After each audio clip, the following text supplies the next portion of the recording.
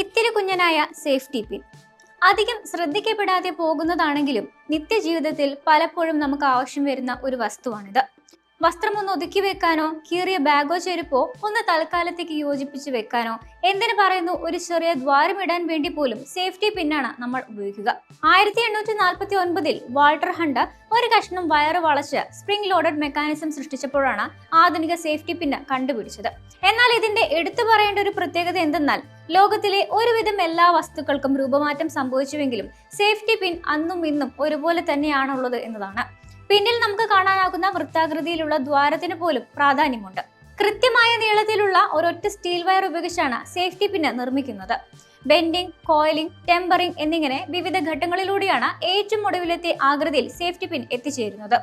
പിന്നിന്റെ മുകൾ ഭാഗം നിർമ്മിക്കപ്പെടുന്ന സമയത്ത് വയറിന്റെ അഗ്രഭാഗം പരത്തി മുറിച്ചെടുക്കുന്നതിന് പകരം പിൻഭാഗത്തേക്ക് വളച്ച് ഒരു അടഞ്ഞ ലൂപ്പ് സൃഷ്ടിക്കുകയാണ് ചെയ്യുന്നത്. ഈ വിദ്യ ഒറ്റ വയർ ഉപയോഗിച്ച് തന്നെ ഉൽപ്പന്നത്തിന്റെ നിർമ്മാണം സാധ്യമാക്കാനും സഹായിക്കുന്നു. പിന്നീട് ഇത് വീണ്ടും ചൂടാക്കുകയും വീണ്ടും തണുപ്പിക്കുകയും ചെയ്യുന്നതോടെ ഈ വൃത്താകൃതിയിലുള്ള ഭാഗം കൂടുതൽ ദൃഢമാവുകയും സേഫ്റ്റി പിന്നിന് ഉറപ്പ് ലഭിക്കുകയും ചെയ്യുന്നു. വളയത്തിന്റെ രൂപത്തിലല്ലാതെ വെറുമൊരു വളവ് മാത്രമാണ് ഉള്ളതെങ്കിൽ സേഫ്റ്റി പിൻ ഏതെങ്കിലും പ്രതലത്തിൽ ഘടിപ്പിക്കുന്ന സമയത്ത് ഈ ഭാഗത്ത് അധിക മർദ്ദം അനുഭവപ്പെടും. എന്നാൽ ഈ ഭാഗം ലൂപ്പ് ആകൃതിയിലുള്ളത് കൊണ്ട് മർദ്ദം വ്യാപിക്കപ്പെടുകയും പിൻ യഥാസ്ഥാനത്ത് നിലനിൽക്കുകയും ചെയ്യുന്നു. ദ്വാരമുള്ളത് കൊണ്ടാണ് പിന്നിന്റെ അറ്റം വരുന്ന ഭാഗം മുന്നോട്ടും പുറകോട്ടും അനായാസം ചലിപ്പിക്കാൻ സാധിക്കുന്നത്.